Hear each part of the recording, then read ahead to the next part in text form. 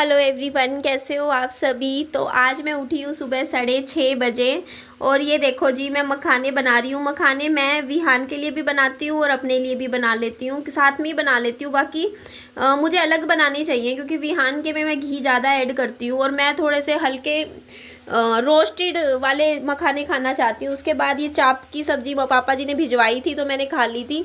उसके बाद यहाँ मैं गई थी सब्जी मंडी, जहाँ का शूट मैंने नहीं लिया। आजकल पता नहीं क्यों कहीं भी बाहर जाती हूँ ना, कैमरा उठाने का दिल नहीं करता। तो वहाँ से मैं कुछ फल फ्रूट लेकर आई थी, पालक लेकर आई थी क्योंकि अभी मैं वेट लॉस जर्नी पर हूँ। तो वहाँ इसमें ना सबसे अच्छा रहता है आप ना पालक का रायता लो। रायता में अभी इस टाइम ना अपनी वज़न कम करने की जो मेरी जर्नी है ना, उसमें सबसे ज़्यादा मैं दही खा रही हूँ इन दिनों। दही मैं अलग अलग तरीके की खाती हूँ, कभी बूंदी वाली दही खा लेती हूँ तो पालक वाली दही खा लूँगी। और ये देखो मैं अपने लिए ककड़ी भी लेकर आई हूँ, खीरे भी लेकर आई हूँ और ये देखो जी पपीता भी लेकर आई हूँ और केले भी लाई हूँ और स्ट्रॉबेरी भी ख़रीद कर लाई हूँ। तो यही सब मैं आप लोगों को दिखा रही थी। स्ट्रॉबेरी के 3 पैकेट मिल गए थे मुझे 90 रुपए की, 30 रुपए की एक पैकेट मिल गई थी। और ये पपीता मिला मुझे 100 रुपए का, केले मिले मुझे 50 रुपए के और पालक मिली मुझे 40 रुपए की। एक गुच्छी थी ना, नहीं 20 रुपए की थी शायद एक गुच्छी, या 40 रुपए की थी। इतना 40 की 2 थी गुच्छी या 80 की थी, अब मुझे याद नहीं आ रहा। टमाटर सस्ते हैं, 20 रुपए के किलो है इस टाइम। और जब आपके हस्बैंड इस दुनिया में नहीं होते ना और आपको ये सब काम करना पड़ता है, आपको हर चीज़ के रेट पता चल जाते हैं कि कितने रुपए का क्या चल रहा है। तो देख लो आप, 50 रुपए किलो पपीता चल रहा है इस टाइम रेट। सबके मेरे से पूछ लिया करो मंडी में क्या चीज़ कितने की मिल जाती है, क्योंकि खुद खरीदती हूँ जाके। और आज से नहीं खरीद रही हूँ, 4 साल हो गए हैं। 4 साल से मैं खुद बाज़ार जाती हूँ। बाज़ार जाके जो भी घर का सामान होता है खुद खरीदती हूँ। तो बहुत मतलब हर एक काम, जैसे सब्जी मंडी का देखो, शादी के बाद मेरी सास जाया करती थी। वो वहाँ पे शनिवार मार्केट लगती थी, फ्राइडे सैटरडे पता नहीं ऐसे, बुध मार्केट शनि मार्केट। तो वो ना सब्जियां वगैरह खुद ही जाके लेके आती थी। मैंने सब्जियां नहीं खरीदी थी।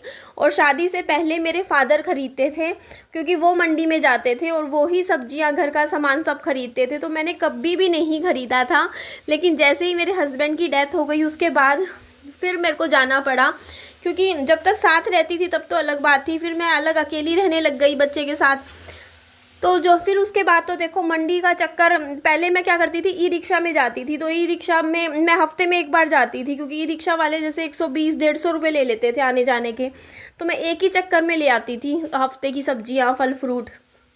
बट अब ना मैंने फिर उसके बाद ना मैंने अपनी ये एक्सेल 100 खरीद ली थी। और उस एक्सेल 100 जब मैंने खरीदी ना, उसके बाद तो मैं हर दूसरे दिन चली जाती हूँ सब्जी मंडी, फल फ्रूट सब्जियाँ खरीदने के लिए।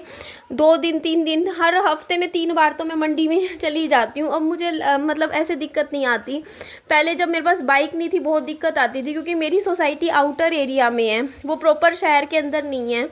और इस वजह से ना आपके पास कुछ ना कुछ साधन होना चाहिए जाने आने का। और अब मेरे को अच्छा लगता है कि अब मेरे को आने जाने में कोई दिक्कत नहीं होती। तो उसके बाद यहाँ पे देखो मैं थोड़ा सा किचन को सेट कर रही थी क्योंकि आई थी शाम को। तो देखो यहाँ पे थोड़ा सा मैंने कहा हल्का हल्का पूरे घर में ना एक बार झाड़ू में लगा देती हूँ। सुबह भी लगा देती हूँ, शाम को भी लगा देती हूँ। जैसे ही मुझे लगता है ना कि घर थोड़ा सा फैला फैला सा लग रहा है तो मैं फटाफट क्या करती हूँ, यही करती हूँ, मैं पूरे घर में एक एक बार थोड़ा थोड़ा करके झाड़ू लगा लेती हूँ। घर छोटा है मानती हूँ, बट 2 घर है ना, छोटे छोटे भी, एक थोड़ी है। तो सामान जो है दोनों घरों में तो मैनेज हो सकता है। अगर एक होता ना घर तब तो मान लेते कि हाँ मैनेज होना मुश्किल हो जाता है सामान। तो दूसरा घर है उसमें रख दूँगी फालतू का सामान। तो ऐसे ही रहता है। देखो घर तो हमें सेट करना ही पड़ता है। और अभी रसोई में खड़े होके फ्रेंच फ्राइज़ बना रही हूँ आप लोगों से बातें करते करते। और किसी ने मुझे बोला था आप तो फ्रेंच फ्राइज़ ही बेचने लग जाओ। एक्चुअली मैं फ़्राइज़ बहुत अच्छे बनाती हूँ, मुझे टेक्निक पता है। एकदम करारे बनते हैं, मतलब मेरी मम्मी भी बनाती है, मेरे फादर भी बनाते हैं, उनसे भी इतने अच्छे नहीं बनते। उनके ना वो बन जाते हैं सॉफ्ट सॉफ्ट से नहीं होते, और मेरे होते बिल्कुल करारे बनते हैं, बढ़िया वाले फ्राइज़। तो उसकी एक टेक्निक मैं आपको बताती हूँ।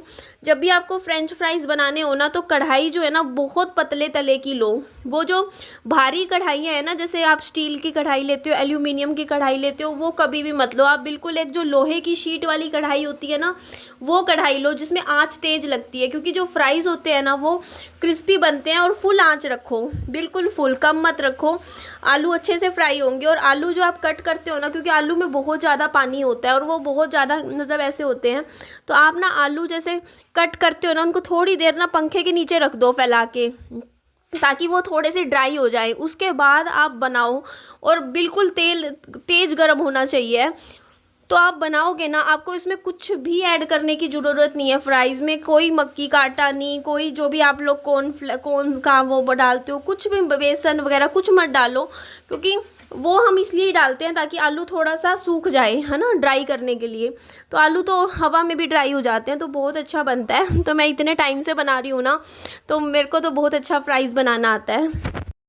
अच्छा, एक बात मैं बोलना चाहूँगी कि देखो, जो डाइवोर्स होता है ना, वो हमारे सोसाइटी में थोड़ा टैबू माना जाता है, उस चीज़ को गलत माना जाता है, क्योंकि हमारी सोसाइटी में जज करते हैं कि यार डाइवोर्स हो गया तो हम जैसे लड़का लड़की है उसमें कमी ढूंढते हैं, ज़रूर इस औरत में कोई कमी होगी या कुछ आदमी में कोई कमी होगी। मतलब खुद से ही कुछ ना कुछ स्पेक्यूलेशंस लगाते रहते हैं कि मतलब क्या रीज़न्स रहा होगा कि इनका तलाक हो गया। तो इसी वजह से देखो, पता है क्या बात होती है, वैसे देखो तलाक नहीं होना चाहिए, लेकिन अगर मान लो कि पति पत्नी की आपस में बिल्कुल ही नहीं बन रही है, आपने 2-3 साल बहुत अच्छे से कोशिश भी कर ली है, आप कोशिश करे जा रहे हो, मतलब आपकी फिर भी नहीं बन रही है, तो उसमें उस चीज़ में ना अगर आप डाइवोर्स लेके एक अच्छी लाइफ दोबारा से मतलब शादी कर सकते हो सेकंड मैरिज करके, तो वो गलत नहीं है। लेकिन हाँ, मेरी राय ये है कि अगर आपके बीच में बच्चा है, मान लो कि आपका तलाक हो रहा है और आपके बीच में बच्चा है, तो फिर तो कोशिश करनी चाहिए घर बसाने की ही। क्योंकि देखो बच्चे के साथ क्या होता है ना कि सबसे ज़्यादा लाइफ फिर बच्चे की ही ख़राब होती है, क्योंकि वो एक ब्रोकन फैमिली, आप लोग समझ ही सकते हो कि उसके माइंड पे बहुत ज़्यादा इन चीज़ों का गहरा असर पड़ता है, क्योंकि बच्चों को इतनी समझ नहीं होती। वो फिर छोटे बच्चे होते हैं, स्कूल में जाते हैं, ट्यूशन्स पे जाते हैं, तो वहाँ पे वो ये चीज़ को ना मतलब एक करीबन वो मतलब समझ ही नहीं पाते हैं कि उनकी लाइफ के साथ क्या हो गया, तो उनके ऊपर भी बहुत ज़्यादा इफेक्ट पड़ता है इस चीज़ का। तो या तो देखो आप स्टार्टिंग में ही अगर देखो पता चल जाता है कि आपका घर बस सकता है, नहीं बस सकता है, और आपको अगर लगता है कि मान लो कि सामने वाला जो आपका पार्टनर है वो मतलब आपका एडजस्ट नहीं हो पा रहा है, तो आप बच्चा प्लान ही मत करो। अगर आपको कंफर्म नहीं है 100% कि आपको पूरी ज़िंदगी सामने वाले के साथ रहना नहीं है। कई बार ऐसा होता है ना कि हम डाउट में होते हैं कि चीज़ें आगे जाके ठीक हो जाएंगी। अगर आप सिर्फ टाइम दे रहे हो अपने रिलेशनशिप को, तो उस टाइम प्लीज़ आप बच्चा मत प्लान करो। बच्चा तभी प्लान करो जब आपको पूरी ज़िंदगी सामने वाले के साथ रहना है। तो ये बाहर ना मिट्टी मिट्टी आप सोचते हो ना कहाँ से आती है, तो ये मिट्टी सारी विहान लेकर आता है। मिट्टी के साथ बहुत खेलता है ये। तो बहुत डांटती भी हूँ मैं मेरे बच्चे को कि प्लीज़ बेटा मिट्टी के साथ मत खेला कर, क्योंकि पूरे घर में ही मिट्टी मिट्टी कर देता है। बाहर भी मिट्टी के साथ कहता है मम्मी मिट्टी की रोटी बनाता है मेरा बेटा, मिट्टी का घर नहीं बनाता। कई बच्चे होते हैं जो मिट्टी का घर बनाते हैं।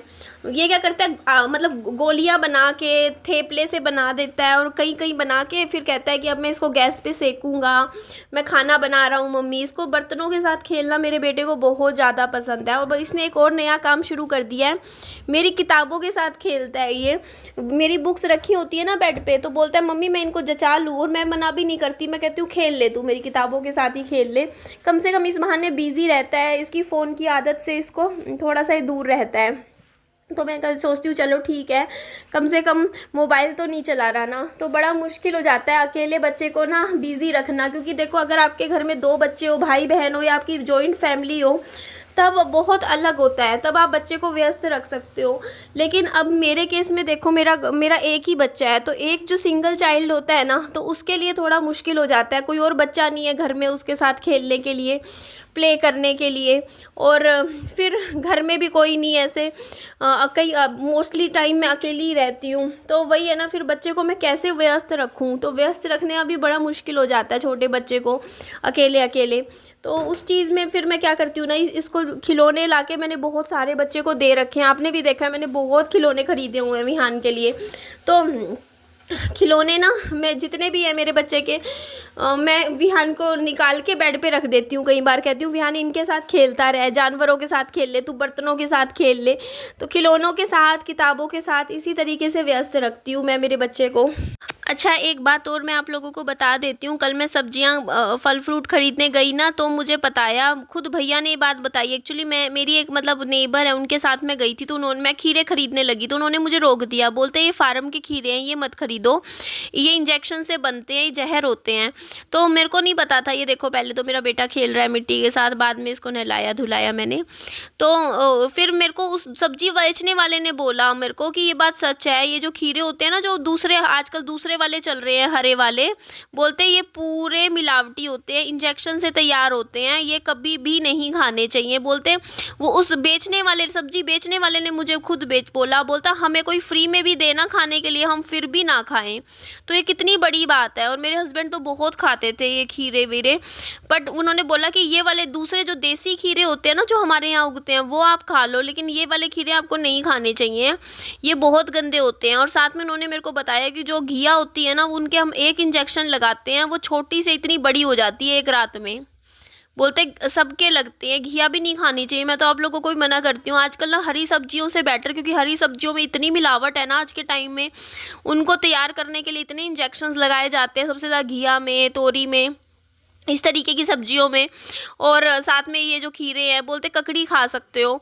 तो मैं तो कहती हूँ आप लोगों को कि आप लोग ना, आधी बीमारियाँ तो कैंसर जैसी बीमारियाँ इन्हीं मिलावटी सब्जियों से, इन चीज़ों से ही हो रही है। तो आप लोग इससे बढ़िया ना राजमा, छोले, दालें खा लो, जिनमें कम से कम मिलावट नहीं है, इसके चांसेस हैं, क्योंकि ये ही ज़्यादा बेटर है। मैं तो इसीलिए ज़्यादा, मतलब सब अच्छी बात है, मैं सब्जियां ज़्यादा नहीं खाती हूँ, क्योंकि इतना ज़्यादा जैसे आप सुनने में आता है ना कि सब्जियों में इतनी मिलावट होती है, मैं तो खाती नहीं हूँ। मैं तो सिर्फ दही के साथ रोटी खा लेती हूँ, या मतलब बहुत ही, मतलब सब्जी मैं बहुत कम खाती हूँ।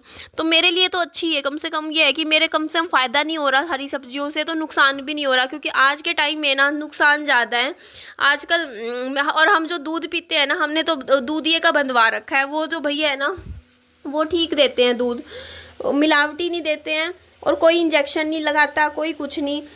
नॉर्मली कि आजकल तो गायों को भी इतने इंजेक्शन लगाए जाते हैं, तो कुछ भी चीज़ ना आपको शुद्ध मिल ही नहीं रही है मार्केट में, बाज़ार में, जो आपकी हेल्थ के लिए अच्छी है। तो इसी वजह से ना हमारे अंदर आजकल छोटी छोटी उम्र में, एज में कितनी सारी बीमारियां आने लग गई हैं।